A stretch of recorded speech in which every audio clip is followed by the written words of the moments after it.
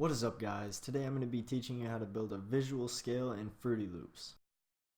So who cares? Why make a visual scale? For those of you who don't know scales and don't pay attention to music theory and don't take classes on music theory, sometimes it's really frustrating when you're trying to make music but you don't know a lot of those things that other people do know, and nothing sounds good, nothing sounds like it fits, and that's a real problem. So I want you guys to not encounter that, and I'm going to teach you an easy way to fix that. So what you want to do is go to Mixer, then go into one of these slots, doesn't really matter which one, select Picture, and then press Detached.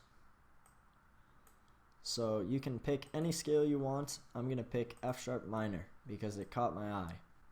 Now what we want to do is select a channel, and you want to go to the piano roll and see all of these note names right here: C sharp, D, E, F sharp, G sharp, A, and B.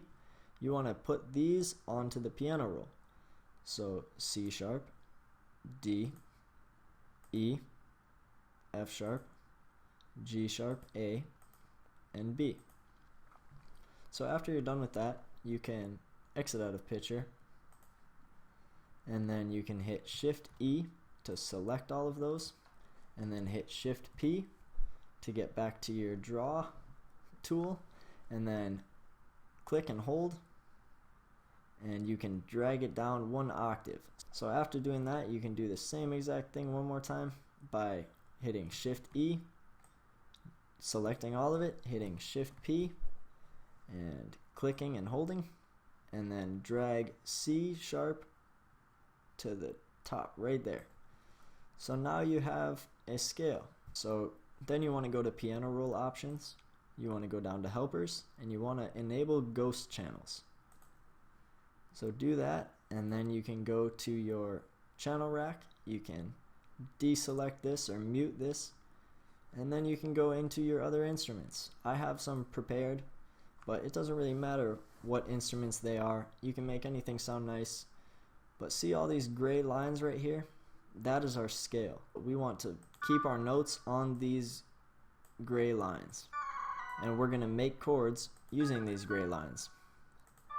So we're going to go like this. We're going to make kind of a slow chord progression and have it go down a little bit, and then have it go down a little bit more, and then have it pop up and then back down for the last one.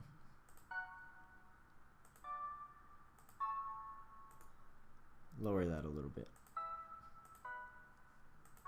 So we'll see how that sounds.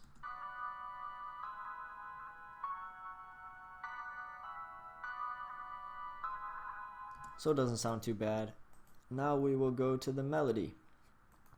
And just like on the chords, if you stay on these gray lines, then it's really hard to mess up.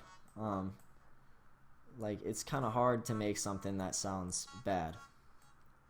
I guess we'll try to make it a little bit faster, even though the chord progression is kind of slow.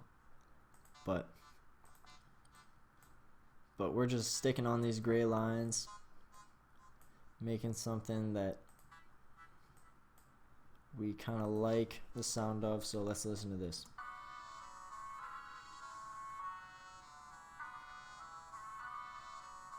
We don't want this same note, so we're gonna go like this.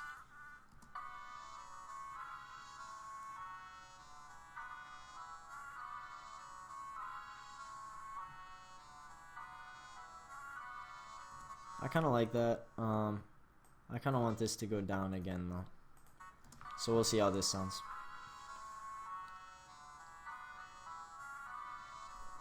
That sounds alright. Okay, let's see what happens when we switch and go off the scale a little bit. So let's pretend that these gray lines weren't there, and instead of playing a C sharp, I played a C natural. So listen to these notes.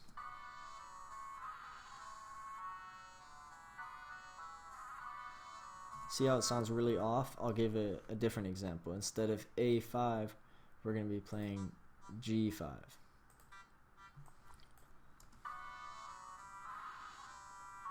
See how they just sound really off and really horrible? So that's why you want to stick to the scale, and this visual scale is a really easy way to do that. And it allows you to kind of be creative, but also make it sound smooth and make it sound nice. If you want to make music simply, easily, and effectively, you should try using the visual scale. So thank you for watching. Have a good day, guys.